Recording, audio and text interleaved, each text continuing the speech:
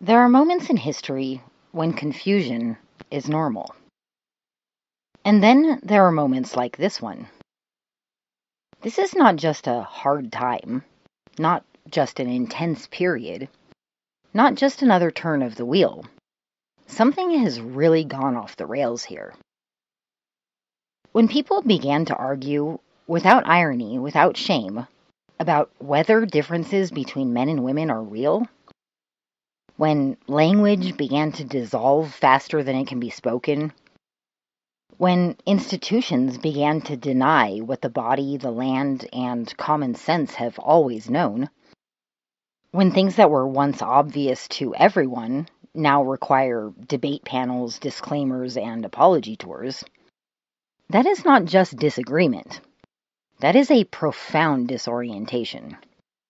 This disorientation is a byproduct of chaos, something about which the Hebrew scriptures are unsentimental. In the Hebrew texts, chaos is not viewed as poetic metaphor, but as a real condition of the world. It is not romanticized. It is not mistaken for freedom. Chaos in the Bible is something that, if not restrained, overwhelms both creation and the human mind. In the beginning, the world is unformed and void. Tehu Uvehu describes a world so without structure that it leaves the human being unable to orient, able only to stop and stare until boundaries appear.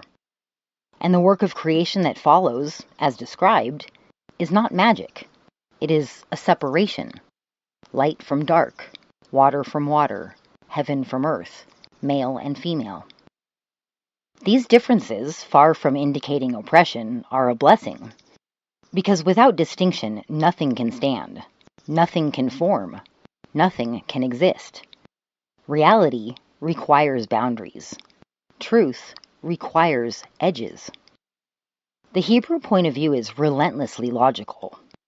It teaches that the most dangerous forces are not monsters, but misalignments. And unfortunately, these are the long-term consequences of that spiritual misalignment. A lie repeated long enough stops feeling like a lie. A symbol invoked long enough begins to organize reality. And when stories sever themselves from truth, when symbols replace substance, people become trained to worship narratives instead of walking humbly with God. Are you ready for an uncomfortable truth? Christianity, and later Islam, effectively severed billions of people from the grounding disciplines of the Hebrew Scriptures, all while claiming continuity with them. Half the world now lives inside belief systems that claim descent from the Hebrew Scriptures, yet systematically detach people from them. Christianity did not arise as a refinement of Torah. It arose as a replacement theology, whether its adherents know that or not. And Islam followed the same pattern. Assert continuity, then overwrite the foundation. What was lost in that process was not rules. What was lost was alignment. The Hebrew Scriptures are rooted in reality. They do not float above the world. They do not ask you to suspend reason. They do not promise escape from consequence. They insist on law, action, responsibility, repair, restraint, continuity across generations. No tall tales of virgin births, no human blood sacrifices presented as salvation, no shortcuts into heaven. Truth is not fragile, but human perception is. And once perception breaks, people can be convinced of anything. That is when things start to feel, well, frankly, batshit crazy. It's not that madness suddenly appeared, but the eventual result of anchors being removed. Christianity did not simply reinterpret tradition. Christianity introduced something radically different. It replaced practice with belief. It replaced responsibility with absolution. It replaced law with faith. It replaced alignment with worship of a person. And once that move was made, the door was opened. Because when truth is no longer anchored to reality, it can be re-anchored to anything. You may think a virgin birth is a harmless myth. but realize that it trains the mind to accept impossibility as virtue. Blood sacrifice is not a benign poetic symbolism. It teaches that violence redeems. And salvation through someone else's suffering is not an example of mercy. It is moral outsourcing. And here's where the rubber meets the road. Once people are trained to treat contradiction as sacred, once they are taught that believing matters more than resonating with truth, they become vulnerable to every distortion that follows, including the ones we are watching right now. This is why the world feels unhinged.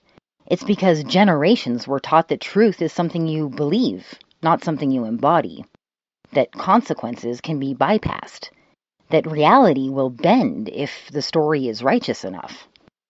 But reality does not negotiate. It teaches, patiently, relentlessly, until alignment is restored. Here's the mistake many people make when they try to understand what's happening now. They look for villains with horns. They look for demons in robes. They look for secret rituals in hidden rooms and imagine that there, somewhere far away, is the cause, the source of corruption. But the Hebrew scriptures warn about something far more dangerous: idolatry. Not statue worship, but when something made by humans is treated as more real than what God actually gave us. When abstraction outranks embodiment. When ideology outranks nature. When narrative outranks truth. You do not need supernatural entities for that. You only need humans who forget they are not God. This is not an attack on people of faith. It is an indictment of a system that asked sincere people to betray their own discernment and called it devotion. It is not a rejection of God. It is a rejection of stories that sever God from reality. So the task before us is not rebellion, it's realignment. Not louder belief, not stricter ideology, but a return to what is grounded, measurable, embodied, and real.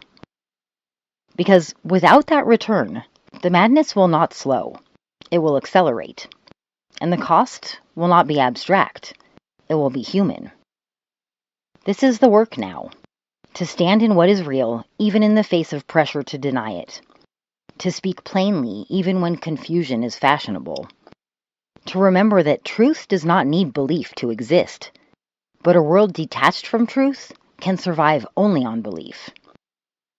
We can still choose life, and that work, that ancient, unglamorous work, belongs to us now. It's time we stepped up to the challenge, while we still can.